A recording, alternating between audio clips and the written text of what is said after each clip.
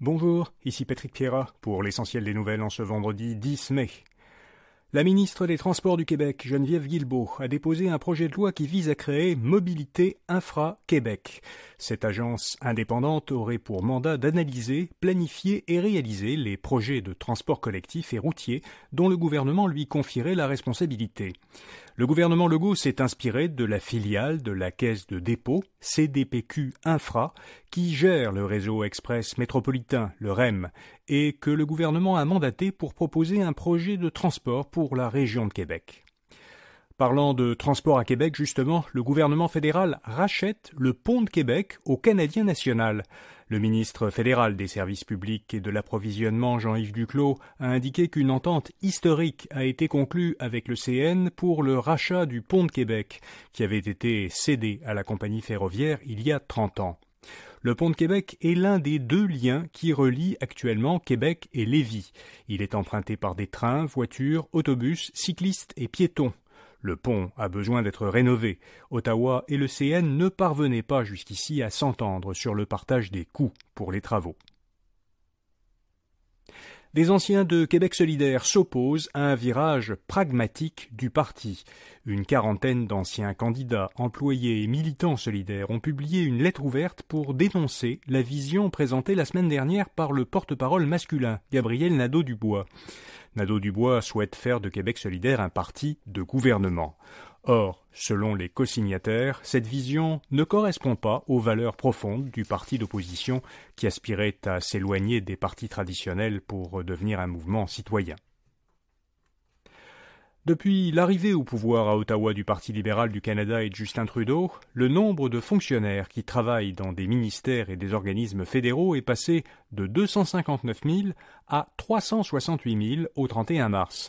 Cela représente une hausse de 42% en moins de 10 ans. Les gouvernements conservateurs qui avaient précédé, dirigés par Stephen Harper, avaient au contraire fait des coupes et supprimé 26 000 postes. Le gouvernement Trudeau prévoit maintenant de ne pas remplacer 5 000 fonctionnaires qui doivent quitter leur emploi au cours des 4 prochaines années. Les ménages propriétaires se sont adaptés aux hausses de taux d'intérêt. C'est ce que constate la Banque du Canada dans son rapport annuel sur la stabilité financière.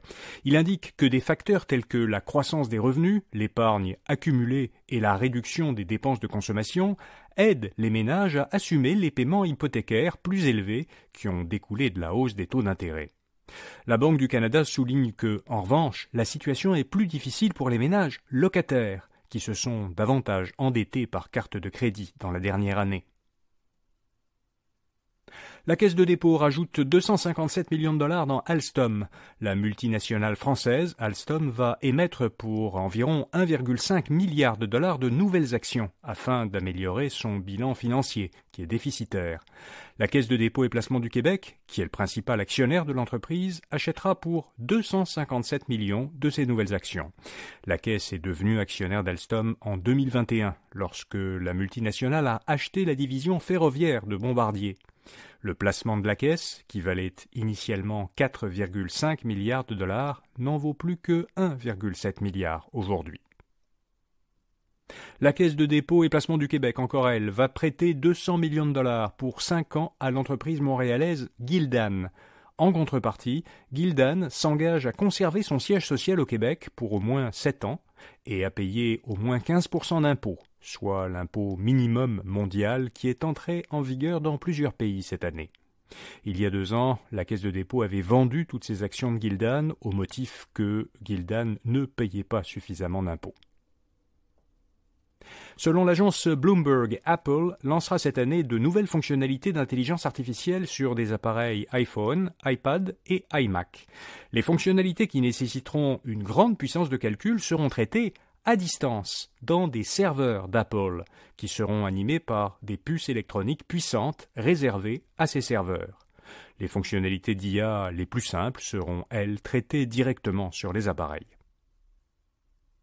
Selon un sondage de LinkedIn, 75% de ceux qu'on appelle les travailleurs du savoir, donc ceux qui effectuent un travail intellectuel, utilisent l'intelligence artificielle dans le cadre de leur travail, et souvent en employant un outil d'IA qu'ils ont eux-mêmes choisi sans supervision de leur employeur. La grande majorité d'entre eux disent que cela leur fait gagner du temps et leur permet d'être plus créatifs. Cependant, un peu plus de la moitié sont réticents à admettre qu'ils utilisent l'IA pour leurs tâches les plus importantes. Ils craignent que leurs supérieurs croient qu'ils pourraient les remplacer par l'intelligence artificielle. Et puis la Malaisie veut appliquer une diplomatie de l'orang-outan. Le pays d'Asie du Sud-Est compte offrir des orangs-outans aux principaux importateurs d'huile de palme, comme l'Inde et les pays européens, pour les sensibiliser à la cause de ces grands singes. Ils sont menacés d'extinction à cause de l'expansion agricole, en particulier celle qui est due à des plantations d'huile de palme. Le gouvernement malaisien lance également un appel aux dons pour mettre en place des programmes de préservation des orangs-outans et créer des réserves naturelles. La Malaisie s'inspire de la diplomatie du panda que mène la Chine en prêtant ou en offrant des pandas à des pays étrangers amis. Voilà, vous savez l'essentiel. Bonne fin de semaine et à lundi matin.